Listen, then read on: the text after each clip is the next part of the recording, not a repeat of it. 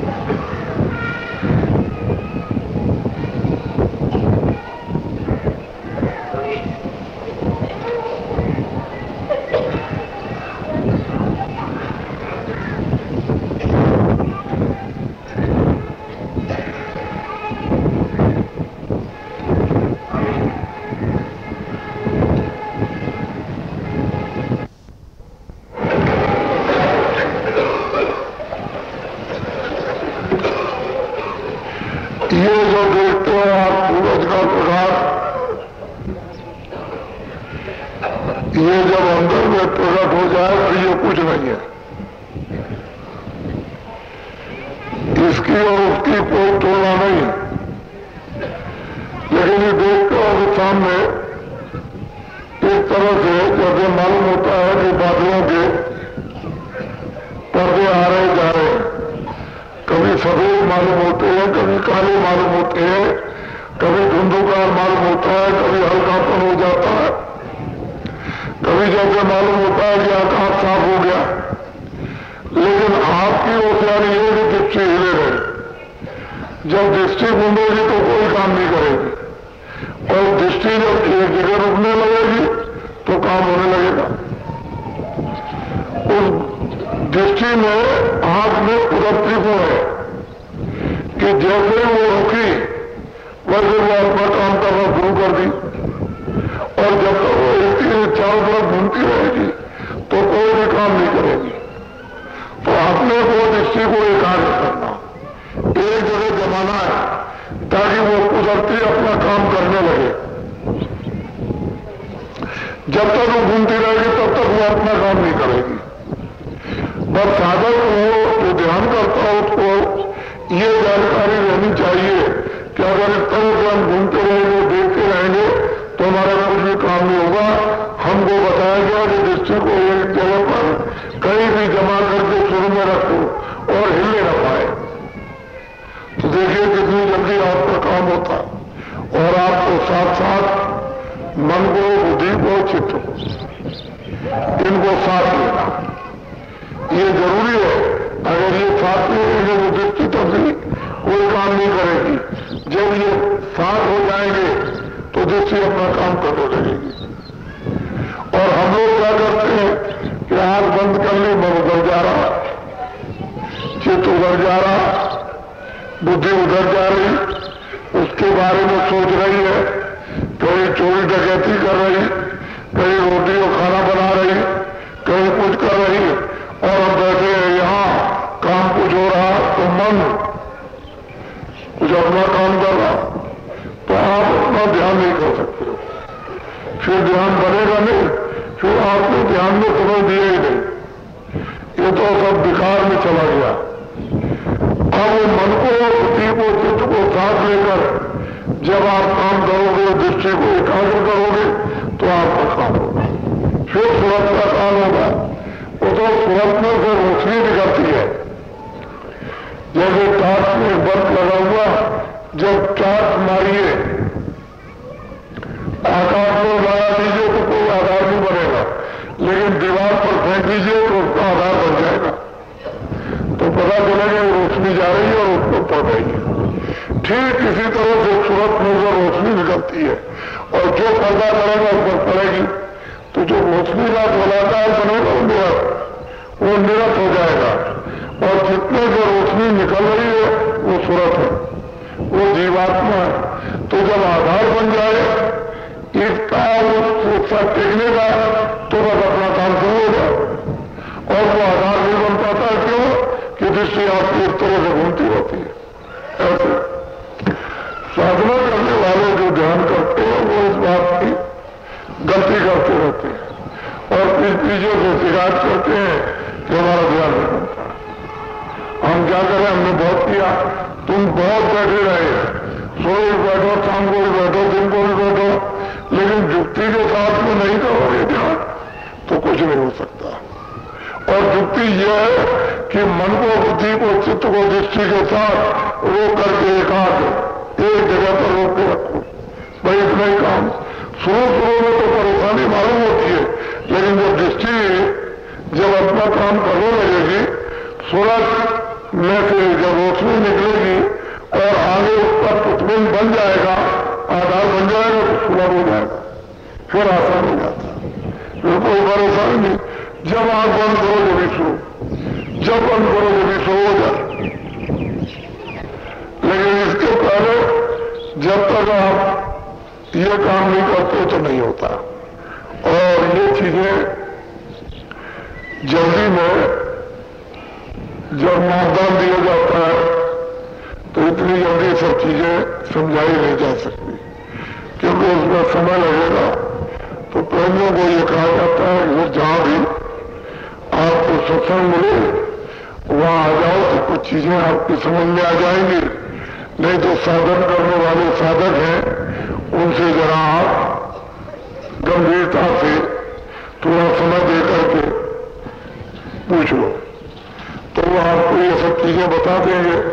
लेकिन आप भी जल्दी में रहते हो, वो भी जल्दी में रहते हैं, हम भी जल्दी में रहते हैं, तो जल्दी जल्दी में फिर चले जाते हो और आपको रुचि होती नहीं है।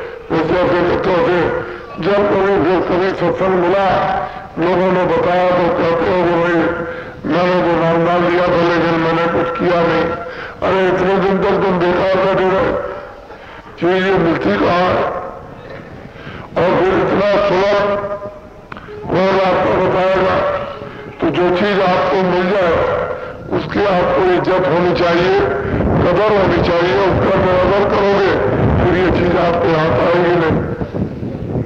तो ध्यान इस तरह से बनने लगता है।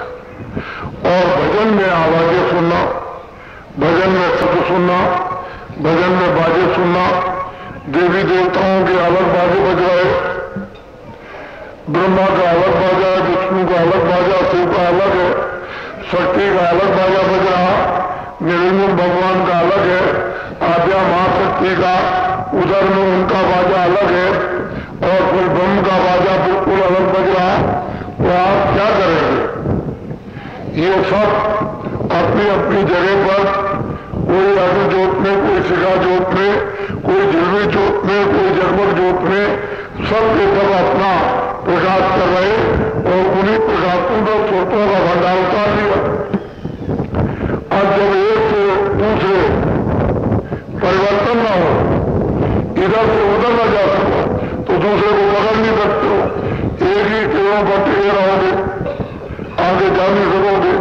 तो ये ट्रांसफर करना, इधर से उधर करना, ये महात्माओं को मालूम है कि इस ढाल को कैसे छोड़ेगा और दूसरे के साथ कैसे जुड़ जाएगा, ये महात्माओं को मालूम है। ये बगैर अंदर के उन्हें पता नहीं चलता। तो जो अपनी अपनी जगह पर किरणें जिन पर जीवात्माएं उतार दी गई, भंडार का अथाह भंडार उतार दिया गया, वो मतलब ये इधर से उधर ट्रांसफर नहीं हो सकता बिना संतों के। और जब तक इधर से उधर नहीं जाओगे तब तो वो चीज समझ में आपके आएगी नहीं। तो इसलिए जीवात्माओं को अपनी धारों पर, अपनी केवों पर जिन्होंने उतार लिया, बस वही अपना परिवर्तन करते रहते हैं, ले जाते हैं। और जिनको जैसी सजा, जैसा कर्म किया उसको देना है, उसी धार के अनुसार उसी पर भेज करके और बुला करके फैसला करते हैं और ले जा करके सजा देते हैं। तो ये तो बराबर आना और जाना, कभी जन्म का, कभी मरण का, कभी 84 का, कभी नरकों का, ये बराबर होता रहता है। और अलग अलग बातें, इन बातों को आप अलग अलग जो बज रहे हो उसको समझ नहीं सकते हो, और बिना महात्माओं के। तो ये बड़े राज की अंतर, आंतरिक राज जो है वो बड़ा ही गोपनीय है। और संतों ने जिज्ञासुओं को तो थोड़ा बहुत खोला है, साधुओं के लिए तो सुलभ कर दिया, लेकिन वैसे गोपनीय है, किसी को मालूम नहीं। तो जो इतनी मनुष्यरूपी मंदिर में इतनी चीज सुलभ संतों ने कर दी है अपने घर में वापस जाने के लिए, और खुशी से दया से सड़क उन्होंने खोल दी, तो हमको ये चाहिए कि हम उस सड़क पर आकर के अपने घर में जल्दी से जल्दी निकल चले और पहुंच जाए। बस यही मनुष्य जीवन का एक काम, और वो काम आपने छोड़ रखा, फिर ये हाथ पे निकल जाएगा, मनुष्य शरीर फिर मिलेगा नहीं। ये तो जानते हो कि दुनिया, ये मानव शरीर पाप में लिप्त हो गया, तो इस बार कितने कितने गुनाह, कितने कितने अपराध लगे हुए हैं, और किस किस तरह की इसको सजाएं मिलेगी, वो तो सजा से मुक्त हो नहीं सकता। लेकिन अगर सड़क पर गिर जाओ तो फिर वहां माफी का, वहां क्षमा का, जलाने का, धोने का सब मसाला वहां तैयार है, उस पर गिरते ही धुलाई शुरू हो जाएगी। वो तो एक तरह की भक्ति है, उसमें गिरो मैल कटने लगे, तो मैल रखते बचे सोचो साफ हो जाओ। लेकिन सड़क पर नहीं आओगे, ये भेद नहीं मिलेगा तो कुछ नहीं हो सकता। बहुत से लोग जो है साधन करते रहते हैं अपना, लेकिन उसके मतलब ये नहीं कि उनकी शुद्धि सफाई नहीं हो रही। अंबार के अंबार, पहाड़ के पहाड़, गलीज गंदगी के जमा, उनमें से सफाई हो रही, लेकिन वो कहता है कि मुझे देर क्यों हो गई? अरे देर नहीं हो गई है, किसी को जल्दी क्यों हो गई? तो उसके ऊपर जरा बोझा कम था, इसलिए जल्दी उतर गया। आप पर बोझा ज्यादा है, दया तो काम कर रही है, लेकिन थोड़ा समय लगेगा। आपको प्रतीक्षा करनी चाहिए, सब्र करना चाहिए कि हमारे साथ भी दया काम कर रही है, और जैसे ही बोझा हल्का हुआ वैसे ही हमारा भी काम बन जाएगा। आप जल्दबाजी करोगे तो बस रास्ता छूट जाएगा, निकल पड़ोगे वहां से कुछ काम हो नहीं सकता। तो अलग अलग चीजें, ध्यान की चीज अलग है, भजन की अलग है। भजन का सारा काम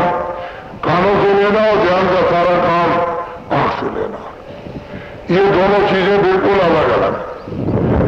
आंख देखने का काम करती है, कान सुनने का काम, और नाक करती है सुनने का काम। अलग अलग वो है और इन तीनों चीजों में सब कुछ है, कोई चीज इससे छुप करके नहीं। इसलिए शब्द सुनो, स्पर्श रूप रसगंध, ये 5 चीजें अलग अलग हैं। शब्द भी स्पर्श भी, रूप भी। स्पर्श छू लिया किसी ने, शब्द आवाज आ रही है, सुगंधी वो तो सुगंध आ रही है, और फिर रूप भी है, आकार भी है, और फिर प्रकाश। शब्द स्पर्श रूप रसगंध, ये सब चीजें हैं। शब्द में प्रकाश है, वो तो कहीं तो नहीं, जहां शब्द आएगा वहां प्रकाश आ जाएगा, रोशनी हो जाएगी, अंधेरा चला जाएगा। तो जिसका काम कानों से, वो कान का काम करेंगे, जिसका काम आंख का वो आंख करेगी, जिसका काम नाक का वो नाक करेगा। लेकिन अब ये चीजें किसी को पता तो नहीं है कि कुदरती अंदर में ये नाक है और कान है और आंख है। आपको बाहर से आंख और कान देखते हो और नाक देखते हो, लेकिन कुदरती जो स्वाभाविक उस जीवात्मा में आंख भी और कान भी और नाक भी। और जब ये सत्यों से आई है, वहां भी आंख थी, कान थे, नाक थी। इसके ऊपर में आवरण पड़ा, जब कपड़ा पहनाया गया शब्द स्पर्श रूप रसगंध का, तब भी इसके अंदर में आंख और कान थे।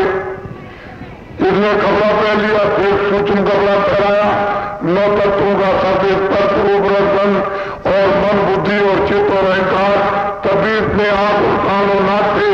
जब 17 तत्वों का लिंग कपड़ा पहनाया, तब भी इसके अंदर में आंख और कान और नाक और स्थूल पंच भौतिक जल पृथ्वी अग्नि वायु आकाश, इसका मोटा कपड़ा पहनाया, तब भी इसमें आंख और कान और नाक। ये तो कुदरती चीज है, बंद होती चली आई, ऐसे खोलते चले जाओ, सारा राज खुलता जाएगा। कान का भी खुलेगा, हाथ का भी खुलेगा, नाक का भी खुलेगा। सब कुछ सुनते भी जाओगे, देखते भी जाओगे और सुनते भी जाओगे, सब कुछ मिल जाएगा। लेकिन कपड़ा तो आपको उतारना ही पड़ेगा। बगैर कपड़ा उतारे हुए जब पर्दा खराब हो जाए तो पर्दे को ठीक करने की जरूरत पड़ती है। चाहे हाथ का पर्दा हो, चाहे कान का पर्दा हो, कोई भी पर्दा हो, पर्दे को तो साफ करना ही, क्योंकि जब गंदा हो जाता है, मटमैला हो जाता है, तो काम करना छोड़ देता है। उसकी सफाई इसलिए की जाती है, गंदगी दूर हो जाए और साफ हो जाए तो फिर पर्दा काम करने लगे। ऐसे ही अंदर में तो लिंग में भी पर्दा है और स्थूल में भी है और सूक्ष्म में भी और कारण में भी। और कारण को करे से कोई पर्दा नहीं, न हाथ पर कोई पर्दा, न कान पर और न कोई नाक पर पर्दा है, किसी तरह का कोई पर्दा है ही नहीं। फिर बिल्कुल खुला, आंख भी देखे, कान भी सुने, नाक भी सुन ले, तो कोई पर्दा जीवात्मा पर, उसकी दृष्टि पर, उसके कानों पर, उसके नाक को नहीं। लेकिन जब तक ये चारों शरीरों के अंतर्गत, चारों शरीरों में और चारों शरीरों के ये अलग अलग तत्वों में बंद रहेगी, तब तक इसको पर्दा रहेगा। और अपने अपने स्थान का पर्दा हटाना, नहीं पर्दा हटेगा तो नहीं, तब ऐसे ही बंद रहेगा। इसलिए लिंग शरीर का जब पर्दा हट जाएगा तो सूक्ष्म सृष्टि दिखाई देगी, सूक्ष्म शरीर का पर्दा हट जाएगा तो कारण सृष्टि दिखाई देगी, कारण शरीर का पर्दा हट जाएगा तो स्वतंत्र सृष्टि दिखाई देगी। स्थूल शरीर का पर्दा हट जाए तो लिंग में चले जाओ। तो जब तक पर्दा नहीं हटता तब तक कोई काम नहीं। तो चारों शरीरों को ऊपर से धारण किया है, ऊपर से धारण करते हुए चले आए और अलग अलग स्थान पर आ गए। ऐसे ही पर्दों को उतार दिया, इन कपड़ों को उतार दीजिए, लिंग को उतारिए, सूक्ष्म कारण लिंग को, सूक्ष्म स्थूल को उतारिए, लिंग को उतारिए, सूक्ष्म को उतारिए, कारण को उतारिए। तो जैसे कपड़ा पैर से चलेगा उसे उतारते जाए, जब उतर जाएगा बस सर्व अंग, ये आंख और कान और नाक अपनी अपनी पूर्ण शक्ति के साथ काम करने लगेंगे। फिर इसमें सर्वशक्ति सर्वशक्ति, इसमें सर्व ज्ञान, इसमें सर्वानंद, सब कुछ आ जाएगा। इसमें कोई कमी किसी तरह की रहती ही नहीं। लेकिन पर्दों के अंदर तो कमी है, वो जो अपने अपने स्थान के पर्दे हैं, इसलिए वो पूर्ण नहीं हो सकता, अपूर्ण रहेगा। जब तक पर्दों में रहेगा तब तक अपूर्ण, जब तक शरीरों में रहेगा तब तक अपूर्ण। जब तक मतलब यह है कि बंधन में रहेगा और निर्बंधन हो गया तो पूर्ण हो गया।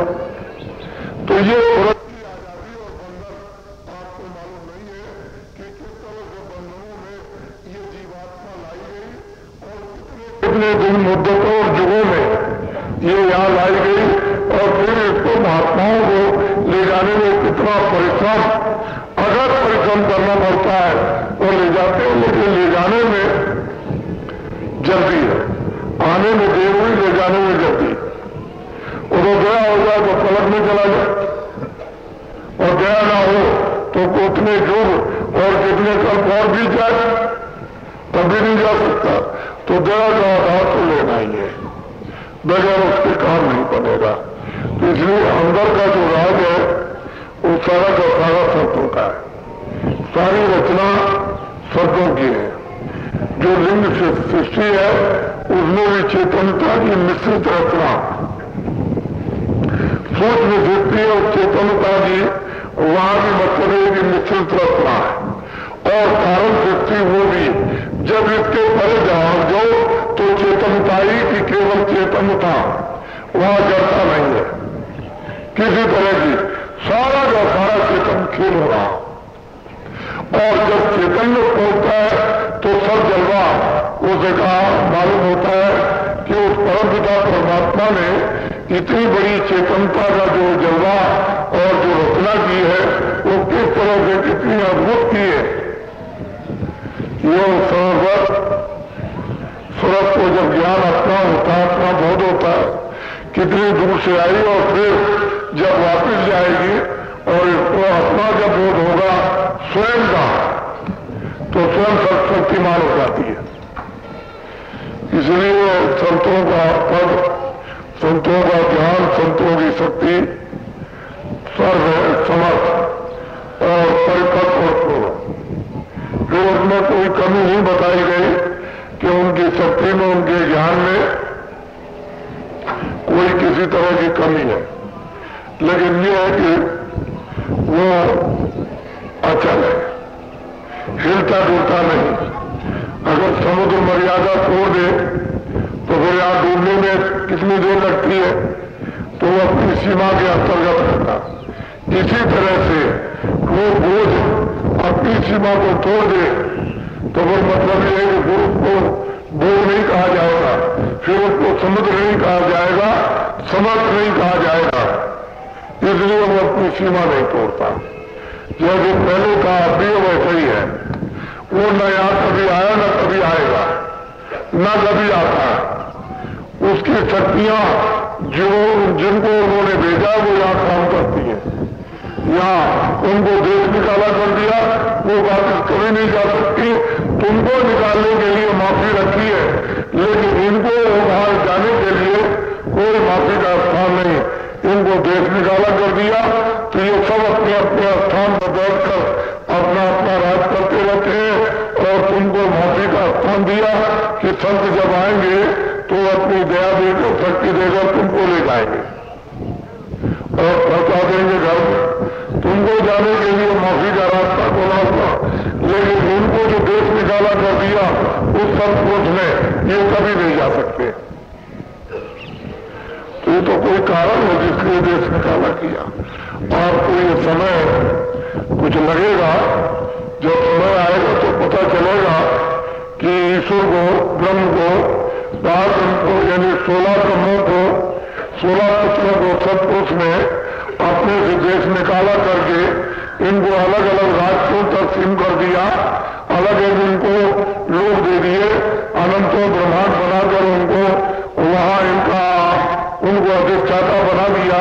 तो ये ऐसा क्यों किया है, ये तो जब समय आएगा तब आपकी समझ में आएगा, एकाएक नहीं। अभी अगर समझाएगा तो आपकी समझ में नहीं पड़ेगा, लेकिन धीरे धीरे धीरे धीरे जब नीचे की चीजें सब स्वाद से हजम हो जाएगी और बुद्धि में बैठ जाएगी और मन में आ जाएगी और चित्त उसका चिंतन करने लगेगा तो भी चीजें सब समझ में आ जाएंगी। इसलिए ये देखते हो कि चरक जीव जंतु का आदि तमाम सृष्टि में खजागट भरे हुए, तो स्वर्ग और वैकुंठ में तो तिल रखने की जगह नहीं, खजागट भरा हुआ। तो ऊपर में जाइए ब्रह्मांड में तो खजागट भरा हुआ, वो तो वहां पर मतलब ये है कि कोई भी रेखा खाली नहीं, सारा का सारा खेल ही जीवात्मा होगा। उसके ऊपर जाइए वहां भी खेल, और फिर उसके बाद तो फिर खेल ही खेल, ये जीवात्माओं का ही सारा खेल है। तो ये कितना बड़ा भंडार उसे अलग अलग लोगों ने दे रखा है और वहां के सब लोग इस भंडार पर अपना अपना शासन जीवात्मा को करते रहते हैं। लेकिन सबसे ऊंचा स्थान और महत्वपूर्ण स्थान और महिमा का स्थान मृत्यु है। इसलिए है कि यहां तो सीधे घर में पहुंच जाओगे, लेकिन ऊपर से घर में नहीं जा सकते। वहां कोई साधन नहीं, कोई उपासना नहीं, कोई ध्यान नहीं, हुआ स्थान आनंद के। जो आपने यहां कमाई की है उन स्थानों पर जाकर स्वर्ग में, वैकुंठ में, ब्रह्मांड में और मतलब ईश्वर के लोक में, माया के लोक में, ब्रह्म के लोक में आनंद ले लीजिए। लेकिन साधन नहीं है, साधन स्थूल शरीर में, यही से आप जा सकते हो। ऊपर से ऊपर नहीं जा सकते हो, ऊपर से तो नीचे भोग करके आ सकते हो, फिर मनुष्य शरीर में आना पड़ेगा और यही से घर वापस जाना। तो ये स्थान बहुत महत्वपूर्ण था। इसलिए देवी देवता भी इस मनुष्य शरीर की याचना करते हैं कि वो एक बार दे दो, हम मनुष्य शरीर में लोक में जाकर साधन करें, वहां हम गुरु की खोज करें और उनको प्राप्त करें, उनसे रास्ता पूछकर और दया लेकर के फिर साधना करें और अपने घर में पहुंच जाए। तो उन लोगों को ये चीज प्राप्त नहीं है। इसलिए अमूलक मनुष्य शरीर है, इससे बढ़कर के और कोई शरीर नहीं, और ये बात वास्तविकता नहीं। आप लोग समझते हो कि ऐसे ही मिल जाएगा, ऐसे नहीं मिलता। बहुत तपस्या करनी पड़ेगी, कठिन साधन करने पड़ेंगे, सेवाएं करनी पड़ेगी, दान पुण्य, बहुत मतलब भूख प्यास बर्दाश्त करनी पड़ेगी। ये जब पुण्य जमा हो जाएगा तो ये मनुष्य शरीर मिलता है। और फिर उन पुण्यों में ये संस्कार भक्ति के हों, महात्मा के मिलन के हों संस्कार, फिर उनको ऊपर जाने के संस्कार, फिर उसमें जब सहयोग मिल जाए तब तो आप जा सकते हो, नहीं तो नहीं हो सकता। ऐसा उसने महाजाल का विस्तार कर रखा है कि जीव इधर से उधर जा ही नहीं सकता, बस यही का यही रह जाएगा। और जब तक तुम मनुष्य शरीर में आओगे तब तक ये मनुष्य शरीर खोकर चले जाओगे, उसका उपयोग नहीं करोगे। अब की बार ये पता चला है कि मनुष्य शरीर अनमोल है, किराए का मकान है और ये बार बार नहीं मिलेगा। एक बार मिल गया तो फिर इससे काम ले लो, और नहीं तो ये जो कुछ भी है आपके पास ये भी साथ देने वाला नहीं है, ना आपके साथ कोई चलेगा। तो फिर जब आपके साथ कोई जाएगा नहीं, ना आपके कोई काम आएगा, तो अकेले आए, अकेले आपको जाना। तो ऐसा काम करो कि अकेले आए हो, किसी का साथ करके चले जाओ, साथी को ढूंढ लो जो इससे परे हो तो आपका साथ दे दे, और एक बार साथ कर ले तो फिर कभी साथ छोड़ दे। और वो क्या है? गुरु। गुरु उसका सत्य, गुरु कहते हैं प्रकाश से। गुरु कोई हार मात नहीं है, गुरु एक शब्द है। उस शब्द का साथ कर लीजिए, बाहर को भी और अंदर से भी। बाहर को भ्रम को दूर करने के लिए गुरु कीजिए, और अंदर में वो शब्द गुरु है, उसको आप पकड़ लीजिए, बस निकल जाइए अपने घर में, तब सड़क आपको मिलेगी, ऐसे नहीं। इसलिए ये गोपनीय रास्ता ये सबके पास नहीं है। बिरले बिरले लोग इसको जानते हैं, सबको मिलेगा नहीं, सब स्थानों पर नहीं मिलेगा, मंदिरों मस्जिदों में नहीं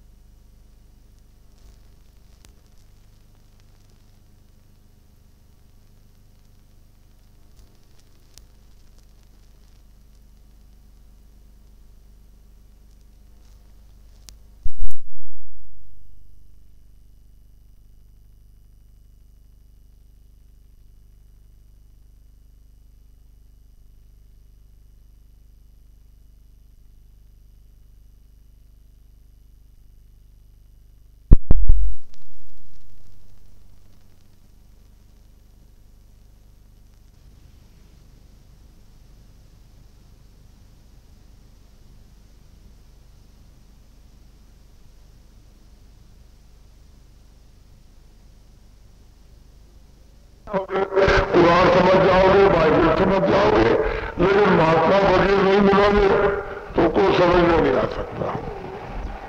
ये गोपनीय राज है, ये मानव आत्माओं का राज है जो मनुष्य शरीर में अगर इसका भेद खुल जाए और ये जान जाए तो ये सब कुछ प्राप्त कर सकती है, नहीं तो कुछ नहीं मिलेगा, जैसे आए वैसे ही चले जाओगे। तो इसलिए मैं आपको नामदान दूंगा, वो नामदान लीजिए आप, क्योंकि ये दीक्षा तो है नहीं, मंत्र तो है नहीं, कान फूकना तो है नहीं कि कपड़ा डाल दिया और कान फूक दिया और कोई घड़ियाल बंदा बजा दिया। सही बात तो ये थी, कान फूकने का मतलब ही यही था कि अंदर में घंटा घड़ियाल बज रहा, उसको सुनो।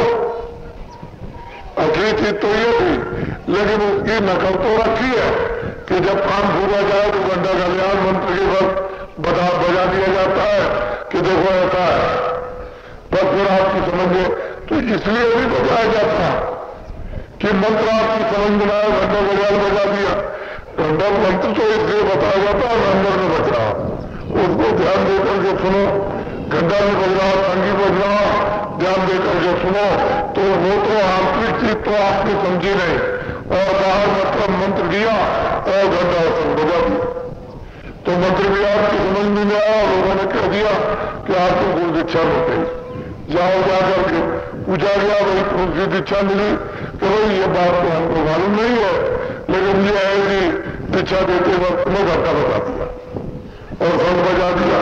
तो उसमें तुमने क्या सुना, क्या समझा, देने में बात तो नहीं है, घंटा और संग को हमने सुना, बाकी हमारी समझ में। तो बीच में जो मंत्र बताया था वो आपको समझ में पहुंचाया नहीं, तो ये हो गई नकल और ये होगा असल। असल को खोजने के लिए आपको मेहनत करनी पड़ेगी, परिश्रम होगा, और बगैर परिश्रम के असल नहीं मिलेगा। घंटा तो बज रहा है अंदर में, उसी को सुनने के लिए आदेश और उसी लिए नामदान दिया जाता है, उसी लिए युक्ति बताई जाती है। तो इसको आप ले लीजिए, ये समझ करके जो प्रभु की विशेष कर्म पर आज दया हो गई और कुछ हमारी प्रारंभ पुण्य, कुछ हमारी घड़ियां जोड़ कर रही, इस अमूलक वस्तु को प्राप्त करने के लिए, तो उसी सुजोग में ये चीज आपको मिल जाए तो अच्छा होगा। ये है नामदान, ये सर्वोपरि दान है, ये कोई बाहर भौतिक शिक्षा नहीं, ये तो अध्यात्म आप। और जब ये लोगों को देते हैं तब लोगों को ये मालूम होता है कि वास्तव में हमारे अंदर कोई चीज है, वैसे उनको कुछ पता नहीं चलता, कुछ मालूम होता ही नहीं है। क्या आपको मालूम होगा? कुछ नहीं मालूम। तो नामदान आप ले लीजिए, क्योंकि आपको सुबह बताया था कि दिन में आपको नामदान दिया जाएगा।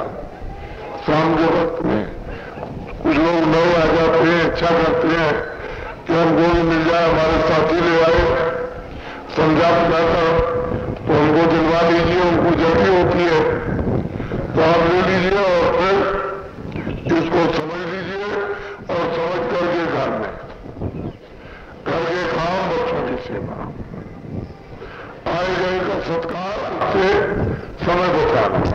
23 घंटे आपके शरीर के लिए, बच्चों के लिए मेहनत करो, 1 घंटे अपनी आत्मा के लिए मेहनत करो। तो इसमें क्या बुरा? भाई 23 घंटे तो आपको मना नहीं किया, 1 घंटे समय बचा लो, 10 मिनट सुबह, 10 मिनट शाम को, 10 मिनट दिन में, 10 मिनट कभी और समय, ऐसे मिला करके 1 घंटे का समय ये पूरा कर दो और बाकी तुम अपना मेहनत करते हो शरीर अच्छा के लिए। तो इसमें तो कोई आपकी हानि है नहीं, नुकसान आपका है नहीं, न गृहस्थी का नुकसान, न दफ्तर का नुकसान, न खेती का, न दुकान का नुकसान, न आय व्यय का नुकसान। ये भी काम हो जाए और ये भी काम हो जाए, इसको भी, इसका भी जस शरीर से मिल जाए और वो भी आत्मा से जस मिल जाए। कि भाई बात तुम बहुत अच्छे होशियार थे, चतुर थे कि तुमने शरीर का भी काम कर लिया और अपनी आत्मा का भी काम कर लिया, न तुमसे ये बना न तुमसे वो बना। तो दोनों से गए। तो ये नामदान है, इसको आप ले लो। अब ये जरूर है कि ये जिन लोगों को आदेश उसका रहता है वो तो आपको बता सकते हैं, लेकिन आपको जो आदेश नहीं मिले तो आप किसी से इसको कहिएगा नहीं। जैसे ही आपने कह दिया तो फिर ना आपका ध्यान बनेगा, ना भजन बनेगा, और ना आपका सुमन बनेगा, और सब भूल जाएंगे। थोड़े दिनों में वो आदमी सब भूल जाता, उसको कुछ याद नहीं होता। उससे पूछा जाए भाई तुमको कुछ याद हो, कुछ नहीं। तो इसलिए ये गलती करने की जरूरत नहीं। क्यों कि जब तक वो वस्तु आपको प्राप्त न हो जाए और उस वस्तु के बताने का आदेश जब तक न हो जाए तब तक आप किसी को बताए नहीं तो आपका नुकसान हो जाएगा। और इसकी सजा आपको सैकड़ों गुनी ज्यादा फिर मिलती है। फिर इससे कोई बच्चा नहीं है, गलती का काम नहीं है, ऐसी वैसी गलती नहीं, सजा तो बहुत मिलेगी। इसलिए आप अपने काम में लगे, अपना काम बनाए, दूसरे के काम की चेष्टा मत करें। तो ये नामदान है, इसको आप ले लो। जो मैं बोलूंगा सब लोग एक साथ बोलेंगे। जिस नाम का मैं उच्चारण करूंगा उसी नाम को आप लोग सब के सब नए पुराने एक साथ बोलेंगे, क्योंकि जो पहले के हैं वो भी फिर से याद कर लो, फिर से समझ लो। जो अभी जिनको प्राप्त नहीं हुआ वो इसको ले लो। तो सब लोग एक साथ एक आवाज में बोलेंगे, आगे पीछे नहीं। और बाबा जी ने तो ये आपको बताया कि मेरा नाम तो कोई जय गुरुदेव है नहीं। जब मेरा नाम जय गुरुदेव नहीं मैं भी उच्चारण करता हूं तो जय गुरुदेव नाम उसी का है, उसी मालिक का, उसी प्रभु का। तो आपको तो कोई भ्रम करने की जरूरत ही नहीं है। ये किसी आदमी की शकल का नाम जय गुरुदेव नहीं है, न जानवर की शकल का नाम जय गुरुदेव है। वो तो उस शकल का नाम है जो जन्म और मरण में नहीं आता। न जिसके यहां कभी मृत्यु होती है, न जिसके यहां कभी जन्म होता, न कभी हिंदू मुसलमान बनता, और न कभी छोटा और बड़ा होता। ये तो उसका नाम है और आप लोग इसको समझते नहीं। तो जो नाम बोले वो सब लोग एक साथ बोलना। बोलिए आप सबके सब जय गुरुदेव जिनकी जरूरत है। देश में समाज का परिवर्तन,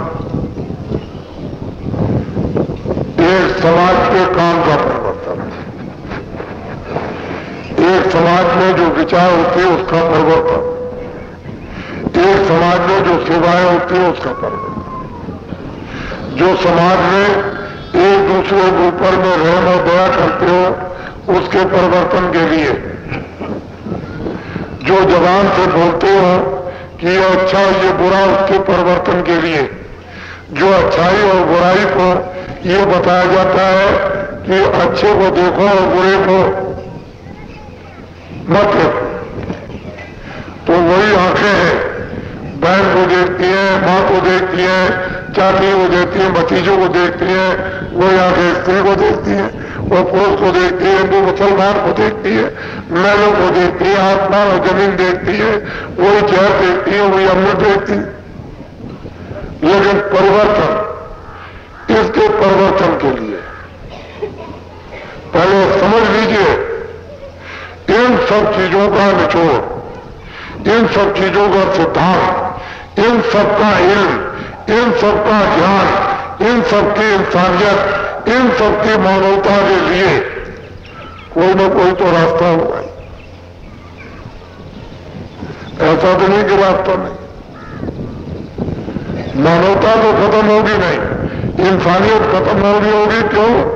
बीज कभी खत्म नहीं होता, हमेशा बीज रहेगा, मानवता रहेगी, इंसानियत रहेगी, और प्रेम रहेगा, और दया रहेगी, अच्छाई बुराई की पहचान कराई जाएगी। और अच्छाई बुराई है लेकिन छुड़ाए जो जाता उसका अधिकार आपको बना, कि ये अच्छाई है बुराई, अच्छे का भी आपका अधिकार, बुरे का भी। बुरा भी करो, अच्छा भी करो, लेकिन बुरे का बुरा और अच्छे का अच्छा। तब जब दोनों का अधिकार आपको दे दिया है तो फिर उसी का तो बंधन है। अगर अधिकार आपके हाथ से ले लिया जाए कि अच्छाई हमारे हाथ में, बुराई हमारे हाथ में, तो आप भोगता नहीं, न चौरासी जाओगे, न नरकों में जाओगे, न जन्मोगे, न मरोगे, फिर कुछ नहीं होगा। फिर तो जब तक रहे तब तक रहे, और फौरन जीवात्मा ऊपर के लोगों में चली गई, न जलने की मरेगी, मुक्त हो गई। लेकिन अच्छाई बुराई का अधिकार कर्मों का हाथ को दे दिया गया कि हाथ से अच्छा देखो बुरा, वाणी से अच्छा बोलो बुरा, कान से अच्छा सुनो बुरा, बुद्धि से अच्छा विचार करो बुरा, मन से अच्छा संकल्प करो, हाथ पैरों से अच्छा बुरा काम करो। तो फिर बंधन आपके लिए, यही तो बंधन है कर्म प्रधान विश्व रचना का। और जो जस करो सो तत् फल जाएगा। जब से वेदों में यह अधिकार आपको दे दिया गया, पूरा विधान बनाकर कि अच्छा बुरा आप करोगे उसके आप होता है, और इसके लिए कोई ना कोई आएगा। तो अच्छाई का भी समाप्त कोई नहीं कर सकता। बहुत लोग कोशिश कर रहे हैं कि जड़ से इसकी अच्छाई चली जाए, जड़ से सत्यता चली जाए, जड़ से प्यार चला जाए, मोहब्बत चली जाए, और जड़ से सम्मान चला जाए, दर से सत्कार चला जाए, तो ये कुछ भी न रह जाए। कोशिश इस बात की करते हैं कि सब चीजें जड़ से चली जाए, लेकिन भाई जो मालिक ने दे रखी है उसको आप जड़ से कैसे खत्म कर सकते हैं? जड़ रहेगा, ऊपर से सब जला देगा और फिर अंदर से निकल आएगा, धड़ से निकलेगा, तो रह जाओगे ऐसे। वो तो एकदम फेंक देगा, रूप बदल जाएगा। सांप को तो फेंक देता, तुमने देखा नहीं, पत्थर हो जाएगा। फिर छाल का भी परिवर्तन, पत्तों का भी परिवर्तन, सब होकर के एक नई कोपल निकल जाएंगे। तो इसी तरह से वो बीज रहेगा, और जब बीज रहता है तो सब कुछ कर लेगा, उसको कोई रोक नहीं कर सकता। तो इसलिए आपको ये जानना चाहिए कि परिवर्तन वो कैसे होगा। मानो इंसानों का उसके लिए एक रास्ता है, और महात्मा रास्ता नहीं निकालेंगे तो फिर परिवर्तन कैसे होगा? नहीं हो सकता। तो हम कुछ बातें आपको ये बताना चाहते हैं जिससे आपको जानकारी हो, क्योंकि कर्म तो आपने किया, आदमी आपने मारी, झूठ आप बोले, धोखा आपने दिया, बेईमानी आपने की, चोरी आपने की, डकैती आपने की, ईमान आपने खराब किया, नियत आपने खराब की, आप बचल मतलब हुए, ये सब काम किया, उसकी गंदगी आपने ला दी, बीमार आप बन गए, परेशान आप बन गए, परिवार से आप दुखी, बच्चों से आप दुखी, जातियों से दुखी, हिंदू मुसलमानों से दुखी, रात से दुखी, आप इन सब चीजों से दुखी हो, जानवरों से दुखी हो, तो आप सब तरह से तो काम तो आप अब आपको परिवर्तन तो कुछ होगा, उसके लिए कुछ रास्ता, परिवर्तन के लिए कुछ रास्ता। और कौन निकालेगा? तो बीज वासन होता, और वो बीज तो कहीं ना कहीं रहेगा, वो परिवर्तन कर देगा, हो जाएगा परिवर्तन। क्योंकि इसी के लिए तो कहा है, जब जब हो धर्म की हानि, भागवत महाअभिमानी, तब तक प्रभु धर्म चलेगा। कोई ना कोई जब धर्म लोप हो जाएगा, कर्म लोप हो जाएगा, सत्य न्याय चला जाएगा, बाहर से कहीं मिलेगा नहीं, तो बीज हो जाएगा, बीज तो रहेगा, तो फिर कहीं ना कहीं फिर प्रादुर्भाव। तो सब लोग ये बात कह रहे हैं, समय काल पर जब जरूरत पड़ेगी तो मैं आ जाऊंगा, मेरी शक्ति आ जाएगी, ये हो जाएगा, ये खड़ा हो जाएगा, ये प्रकट हो जाएगा, धर्म स्थापना होगी और अधर्म नाश हो जाएगा। तो ये तो जो है वो सत्य है। लेकिन लोग इस कोशिश में लगे हुए, चलो सबको मार दे, तो चलो तुम सबको मार दो, तो क्या धर्म नाश हो जाएगा? तो बीज रहेगा। सबको मार दीजिए, जानवर मार दीजिए, आदमी मार दीजिए, बच्चे मार दीजिए, स्त्रियां मार दीजिए, तो क्या सृष्टि खत्म हो जाएगी? इनको मारते मारते तुम भी खत्म हो जाओ, तो बीज तो रहेगा, फिर हो जाएगा, फिर हो जाएगा। लेकिन ये जो तुमको काम दिया गया वो काम करो। अच्छाई बुराई कि बुराई ना आने पर अच्छाई, उसके लिए जिम्मेदारी दी गई, तो बुराई को निकालो, अच्छाई को ले आओ। ये तुम्हारा कर्म है, उसका फल तुमको मिल जाएगा। अब तुम चाहते हो कि अच्छाई ना आए, बुराई आ जाए, तो फिर मतलब ये है कि तुम वो उसका अपराध लग जाएगा, तो फिर वो अशुभ कर्मों के तुम भोगता हो जाओ। शुभ का शुभ, अशुभ का अशुभ। तो जो तुमको जिम्मेदारी, जो तुमको दायित्व हुआ, उसको छोड़कर दूसरा काम करोगे, सजा मिलेगी, बच नहीं सकते। कुदरत के नियम से, कुदरत के कानून से कोई बच नहीं सकता। इसलिए कुदरत ने ऋषियों मुनियों को भेजकर एक आदेश दिया है कि हमारे इस काम में कोई दखलंदाजी न करे। जो उनका काम, उनको जिम्मेदारी दी है, वो सब अपना काम करे। राजा अपना काम करे, मंत्री अपना काम करे, अधिकारी अपना काम करे, सिपाही अपना काम करे, राय अपना काम करे, धोबी अपना काम करे, ब्राह्मण अपना काम करे, क्षत्रिय अपना काम करे, सब अपना अपना काम करो। जो आपको काम दिया गया वो छोड़ दिया। हम नहीं मानते कुदरत को, हम भगवान को नहीं मानते, हम सत्य को नहीं मानते, हम न्याय को नहीं मानते, हम जजों को नहीं मानते, हम कर्मचारी अधिकारियों को नहीं मानते, तो आप किसको मानोगे? फिर तो यह है कि कुदरत में दखलंदाजी हो गई। तो फिर क्या करेगी कुदरत? आपको नहीं मालूम कुछ। इसलिए मैं कुछ बताना चाहता हूं, उसको आप समझो। इस परिवर्तन के लिए हमको ऊपर से आदेश मिला। ये हमारा उनका कोई आदेश नहीं कि तुम भूमि जोतक खेतिहर काश्तकार संगठन की स्थापना कर दो। हमने स्थापना कर दी, हमको ये आदेश हुआ इसमें मदद कर दो, तो हम इसमें मदद कर रहे हैं। हमको आदेश हुआ कि मदद इसमें करवा दो। इस संगठन में भूमि जोतक खेतिहर काश्तकार संगठन का काम क्या है, उद्देश्य क्या है, ये सब मेहनत करके इनको बताओ, दिशा दो और इनको मनुष्य बना दो, इंसान बना दो। तो अब ये मुझे तो आदेश मिला है, वो काम मैं न करूं, मैं मनुष्य न बनाओ, इंसान न बनाओ। आपको तो इंसान मत बना। मुझे तो आदेश मिला है प्रकृति से, कुदरत से, नेचर से कि इनको मनुष्य बनाओ, इनको आदमी बनाओ, इनको मेरे माफी डालो, मेरे अनुकूल इनको चलाओ, तब मैं इनको सब सामग्री दे दूं, तो ये सब सुखी हो जाए, दुख से निवृत्त हो जाए, छुटकारा पा जाए और वो दैविक भौतिक ये सभी तापों से, ये तीनों तापों से ऊपर आ जाए और फिर इनका कल्याण हो जाए। तुम्हें ये काम न करो। भूमि जोतक खेतिहर काश्तकार संगठन न बनाओ, तुम गांव मत बनाओ और मुझे आदेश मिला के बनाओ, तो आप इसमें तुम मत बनाओ, तुम गांव नहीं बनाना चाहते और उसने कहा कि इनको बना दो। तो अब ये तो उसकी चीज है, मुझे आदेश मिला, मैं उसका पालन कर रहा हूं और बाकी तो जो काम करेगा वो करेगा। तो इसलिए भूमि जोतक खेतिहर काश्तकार संगठन बन रहा। क्यों बन रहा है ये तो मैं बताने वाला नहीं।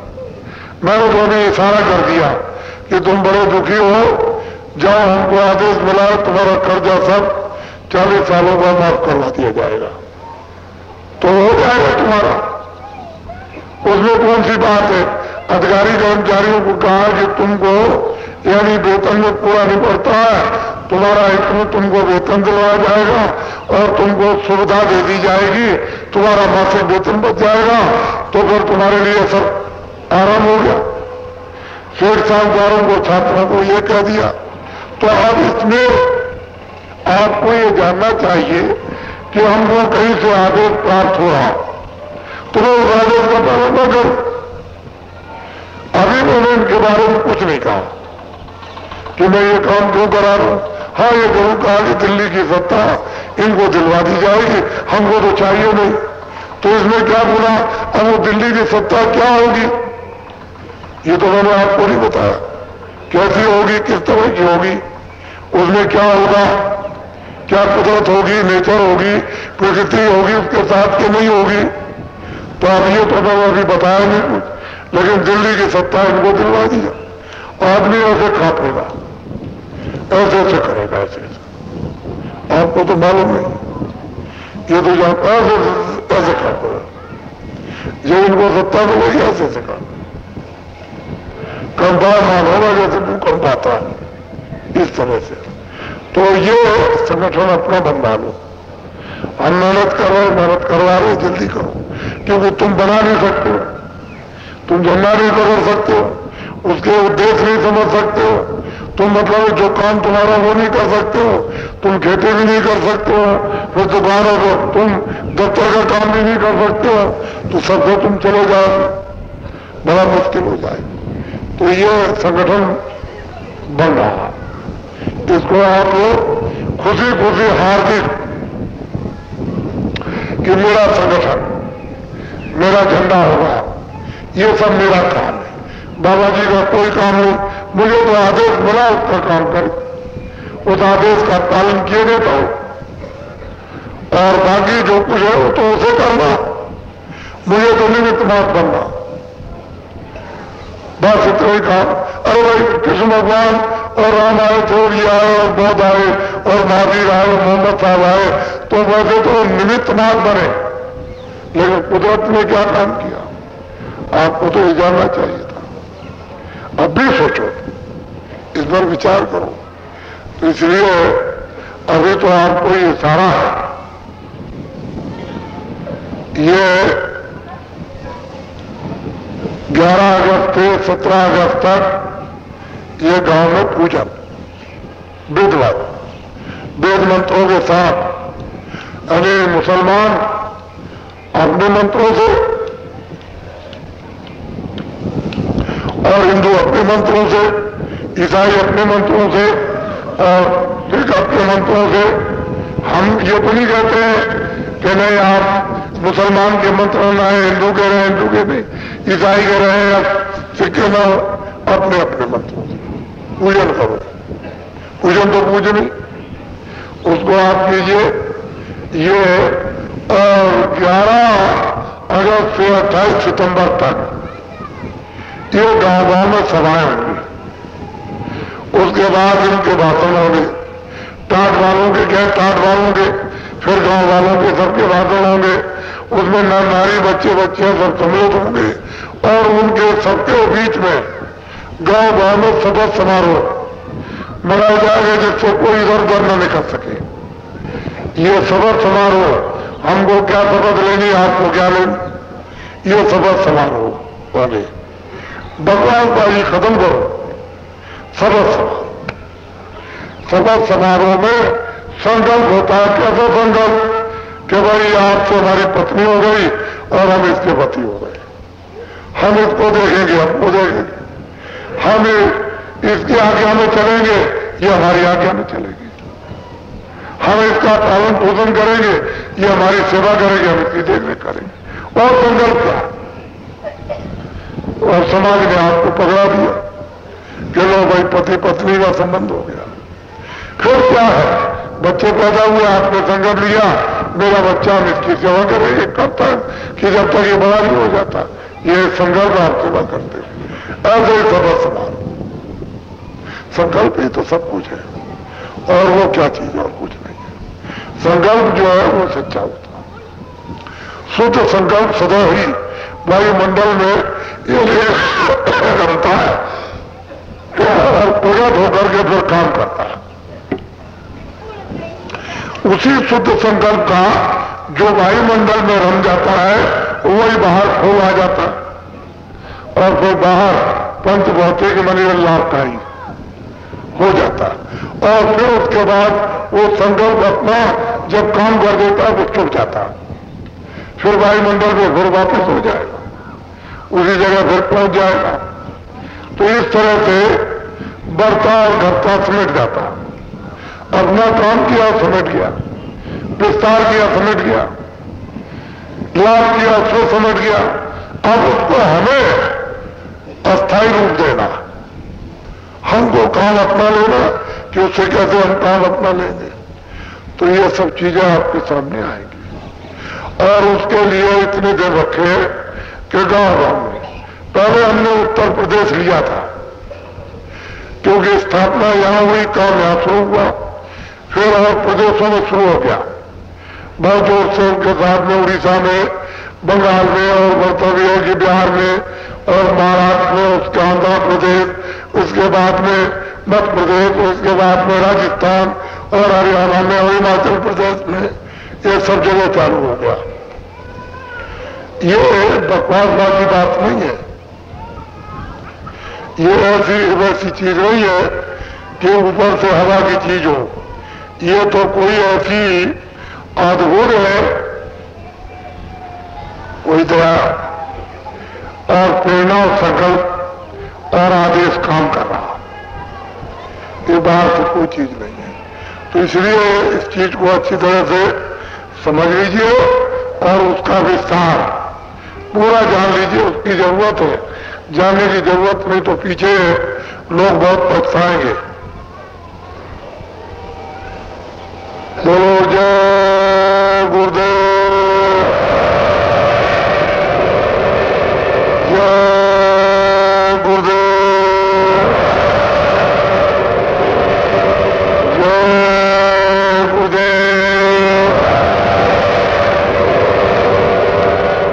ये लोग जो है दिल्ली में वहां शोर मचा रहे कि धर्म को और राजनीति को अलग अलग कर दिया जाए, तो भाई ये तो पति और पत्नी का धर्म और राजनीति एक काम है, एक कर्म है, उसको अलग अलग आप कैसे करोगे? वो तो संज्ञा पति और पत्नी की है, कैसे अलग कर सकते हो? लेकिन जब बुद्धि भ्रष्ट होती है और उनकी समझ में नहीं आता धर्म क्या है और मतलब ये कर्म क्या है, राजनीति क्या है और धर्म क्या है, तो बकवासबाजी करते हैं, उससे काम नहीं होता है। तो इसका भी सब जानकारी आपको हो जाएगी। बोलो जय गुरुदेव, जय गुरुदेव। नाम किसका? जय गुरुदेव। नाम किसका? जय गुरुदेव। नाम किसका? बोम ज्योता के देवर का आत्कार संगठन की। इतना जोर से बोलो कि तुम्हारा संकल्प आवाज के साथ वायुमंडल में प्रवेश हो जाए। बोम ज्योता के देवर का आत्कार संगठन की। बोम ज्योता के देवर का आत्कार संगठन की। बोम ज्योता के देवर का आत्कार संगठन की।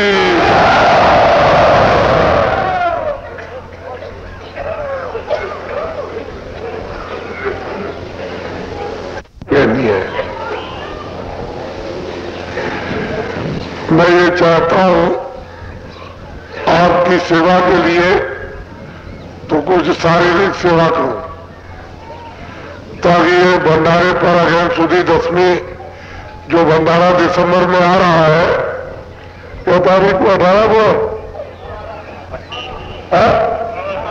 18 दिसंबर को है, अगेन सुधी 10वीं को 18 दिसंबर पड़ेगा। उसके पहले ही ये सब पड़ जाए तो जो नए लोग आए उनसे तो हमारी कोई यातना नहीं। आप लोग भ्रमित मत होना, जो हमारे पुराने सत्संगी है 20-20, 25-25, 30-30 साल के वो पुराने सत्संगी इस सेवा में इसको बांटने के लिए 100 रुपए, ताकि वो भंडारे तक उसकी पक्की रसीद, चर्च बना हुआ है, पक्की रसीद ले लो और जल्दी से सीमेंट लो आओ फड़ा से ये पड़ जाए और अपनी आओ भंडारे इसके नीचे बैठो। नए लोगों से कोई यातना नहीं। वैसे नए लोगों को ठहरो, नए लोगों को कोई हमारी कोई बंधन नहीं है, लेकिन उनसे हमारी कोई यातना नहीं। हम तो उन सत्संगियों से यात्रा करते हैं जो 30 साल के पुराने, उनसे। और वो अगर इतनी सेवा कर दे तो ये सब काम हो जाएगा। क्यों कि तो बाहर की सेवा, इससे बहुत आपके और भी रोग दो, जैसे जैसे आपने धन कमाया, आंख और कान, मन, बुद्धि, चित्त जो आपने इधर उधर लगा करके गंदे किए, तो कुछ रगड़ सगड़ इस तरह से कुछ शुद्धि सफाई अंदर और बाहर की, तो उसे तो बहुत बड़े लाभ होते हैं। और वो सबसे बड़ा लाभ ये कि आपको ये गर्व हो जाएगा कि बाबा जी विदेशी नहीं है, ये विदेश से नहीं लाए, हमारी मेहनत मशक्कत की कमाई का है।